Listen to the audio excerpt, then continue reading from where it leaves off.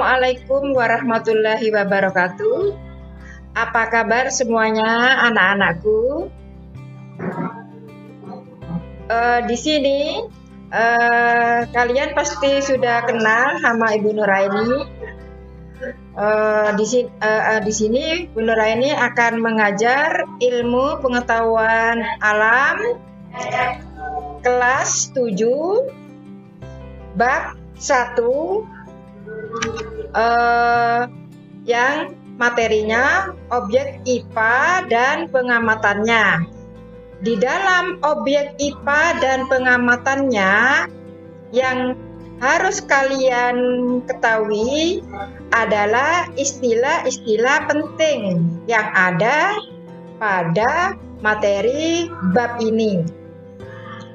Istilah-istilah penting di sini yaitu pengamatan, pengukuran, besaran satuan, sistem internasional, besaran pokok, dan besaran satuan.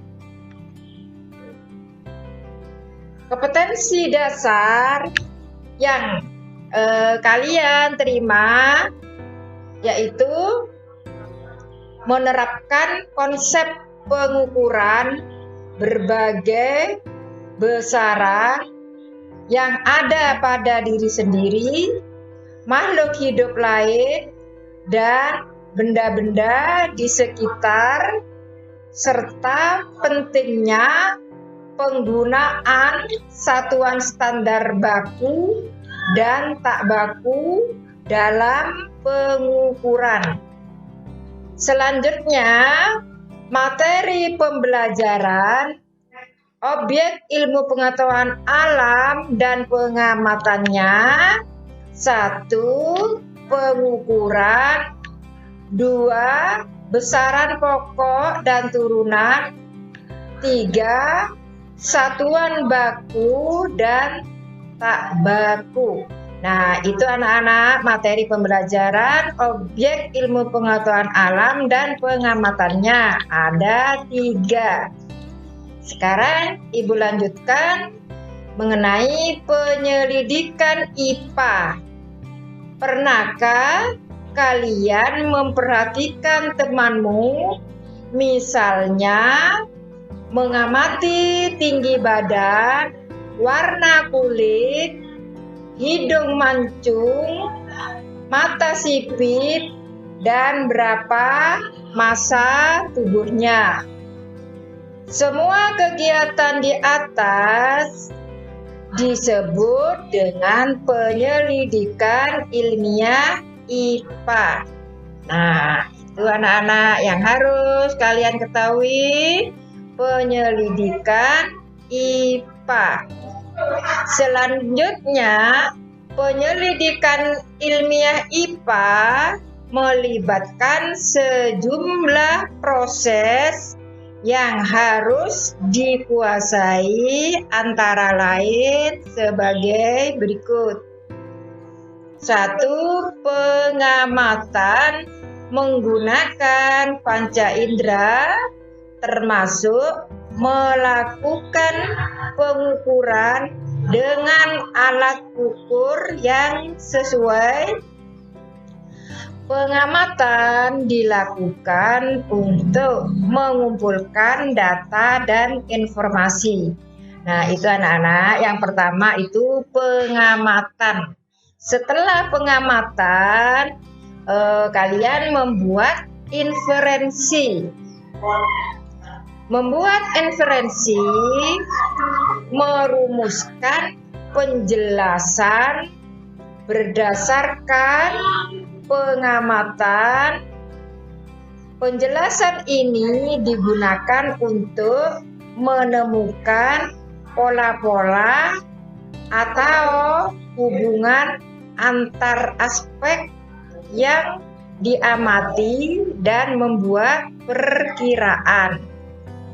Selanjutnya, setelah membuat inferensi, yaitu mengkomunikasikan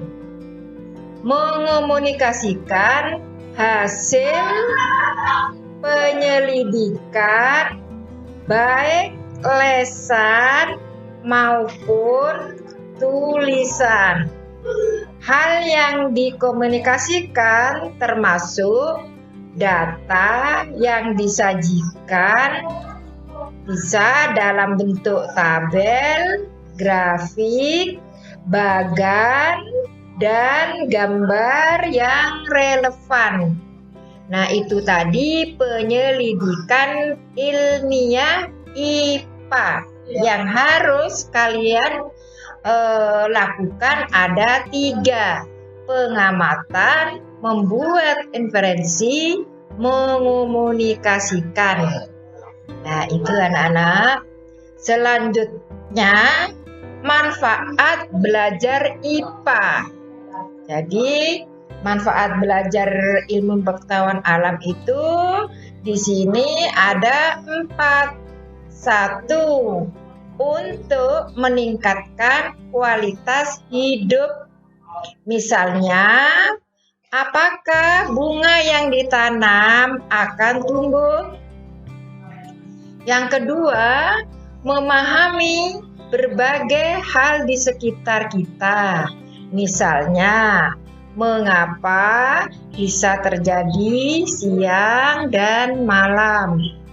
Yang ketiga, menyelesaikan masalah. Misalnya, bagaimana mendapat air bersih dari air yang keruh. Yang keempat, berpikir logis dan sistematis. Misalnya, jika data warnanya seperti ini, apa kesimpulannya?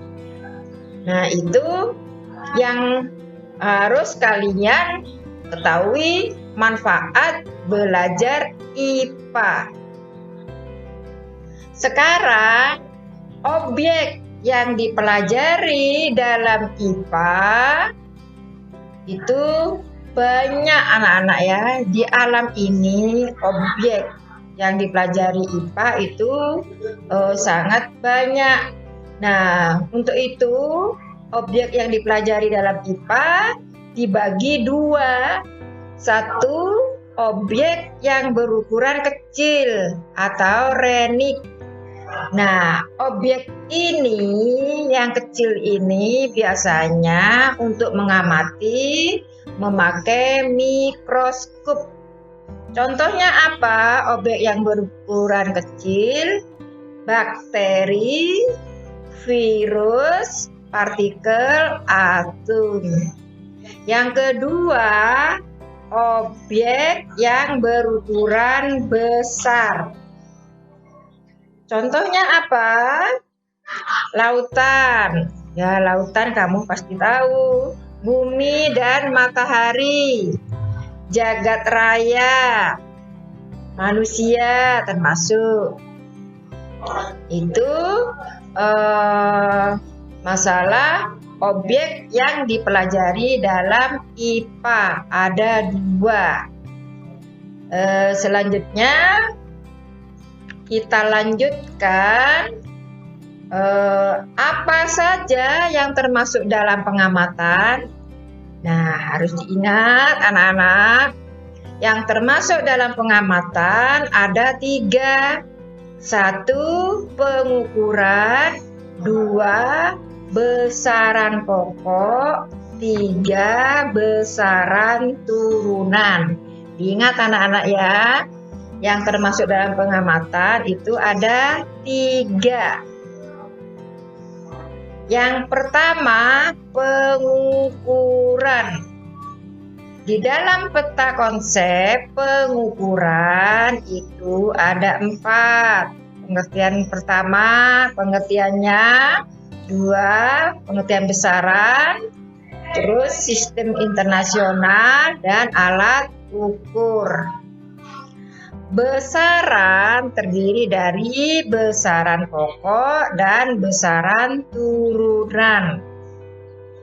Alat ukur itu yang satuan baku, contohnya itu massa, waktu, sekon atau detik. Nah, itu anak-anak peta konsepnya pengukuran. Sekarang yang A, pengertian pengukuran.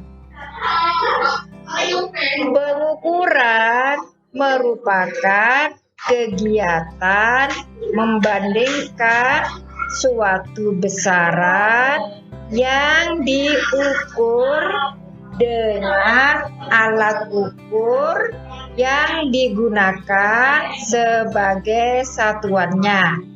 Nah, di gambar ini ada alat ukur besaran panjang, ya, memakai metlin ya anak-anak ya. Selanjutnya yang B, pengertian besaran.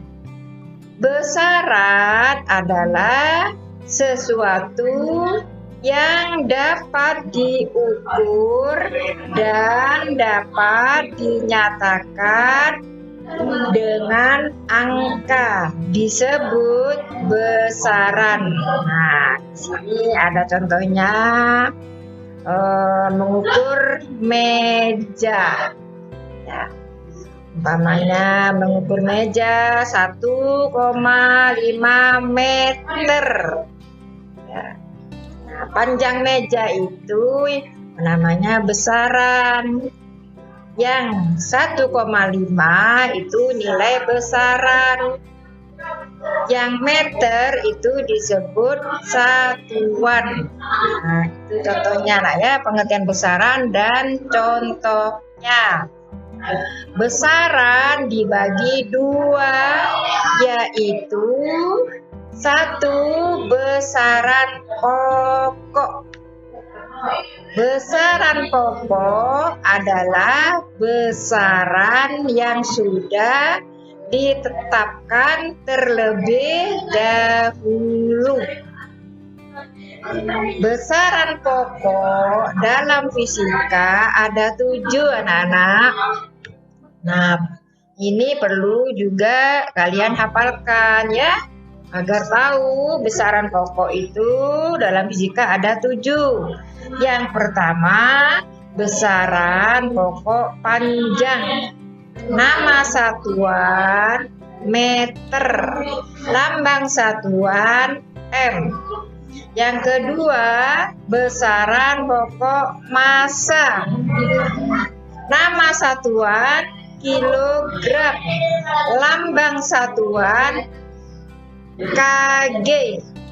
Yang ketiga, besaran pokok waktu. Nama satuan sekon, lambang satuan S. Yang keempat, besaran pokok suhu. Nama satuan Kelvin, lambang satuan K. Yang kelima, besaran pokok kuat arus. Nama satuan ampere, lambang satuan A.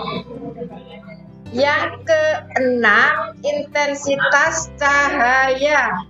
Nama satuan kandela, lambang satuan CD. Yang ketujuh, besaran pokok jumlah zat. Nama satuan mol, lambang satuan mol. Nah, itu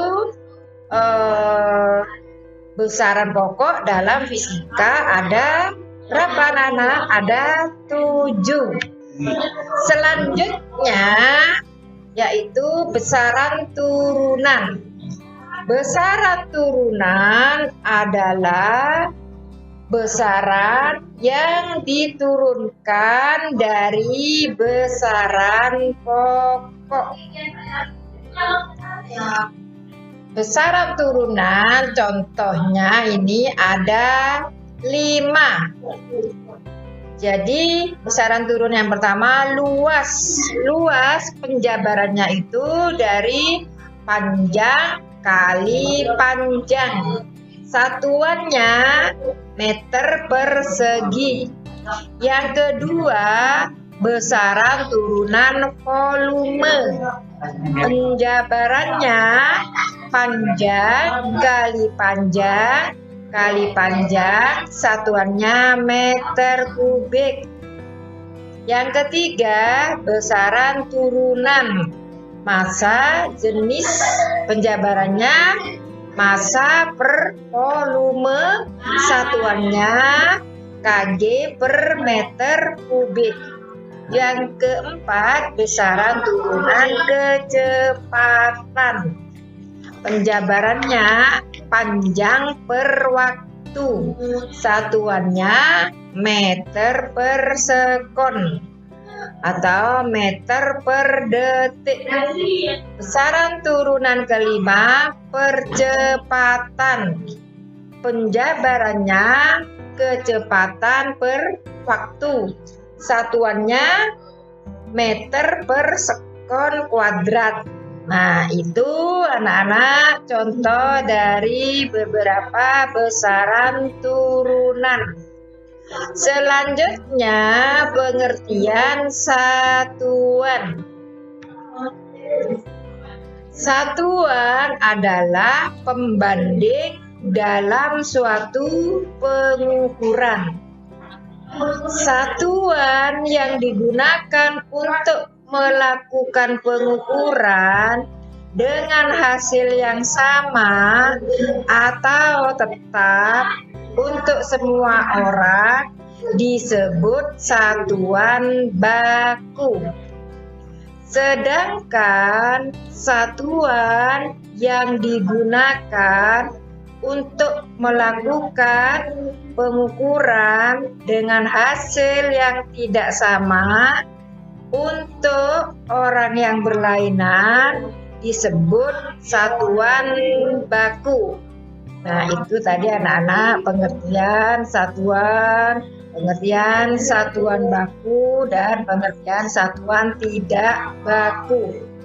Nah, sekarang contohnya.